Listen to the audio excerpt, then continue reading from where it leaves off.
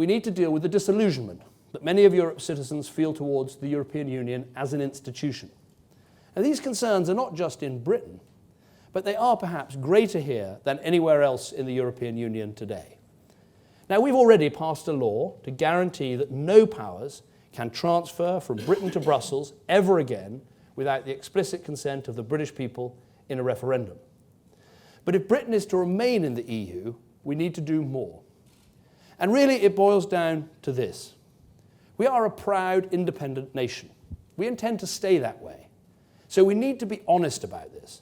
The commitment in the treaty to an ever closer union is not a commitment that should apply any longer to Britain. We don't believe in it. We do not subscribe to it. We have a different vision for Europe. We believe in a flexible union of free member states who share treaties and institutions, working together in a spirit of cooperation to advance our shared prosperity and to protect our people from threats to our security, whether they come from home or abroad. And of course, continuing, in time and only with unanimous agreement, to welcome new countries into the EU. Now, this vision of flexibility and cooperation, it's not the same as those who want to build an ever closer political union, but it is just as valid. And if we can't persuade our European partners to share this vision for all, we certainly need to find a way to allow this vision to shape Britain's membership.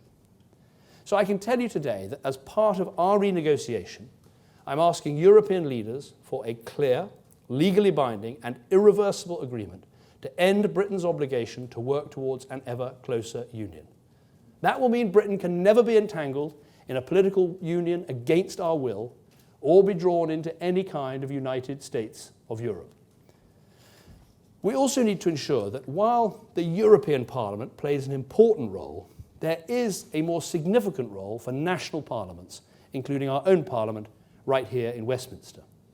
It is national parliaments which are and will remain the main source of real democratic legitimacy and accountability inside the EU.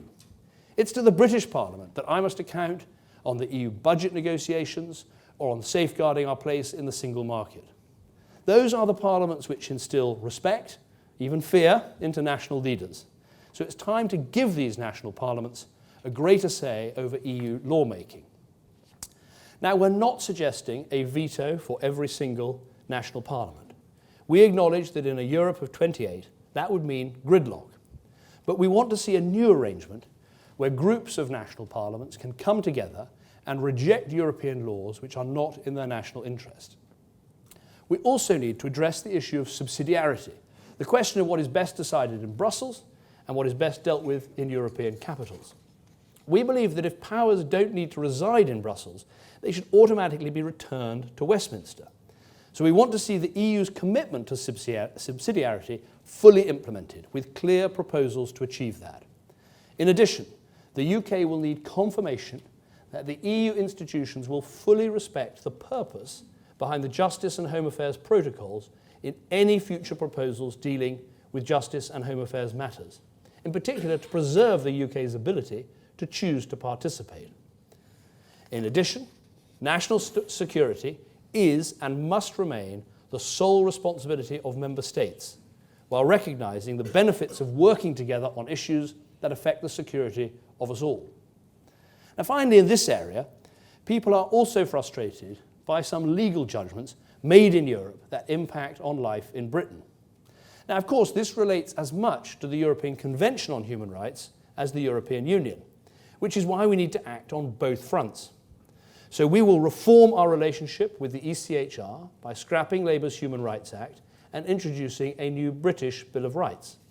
We will, of course, consult on how to make this big constitutional change. The consultation we will publish will set out our plan to remain consistent with the founding principles of the Convention while restoring the proper role of UK courts and our Parliament. And as we reform the relationship between our courts and Strasbourg, it's also right we consider the role of the European Court of Justice and the Charter of Fundamental Rights.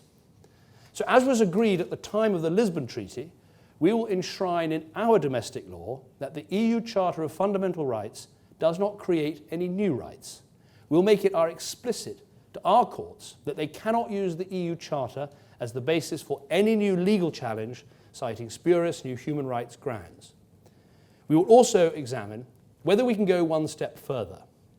We need to examine the way that Germany and other EU nations uphold their constitution and sovereignty.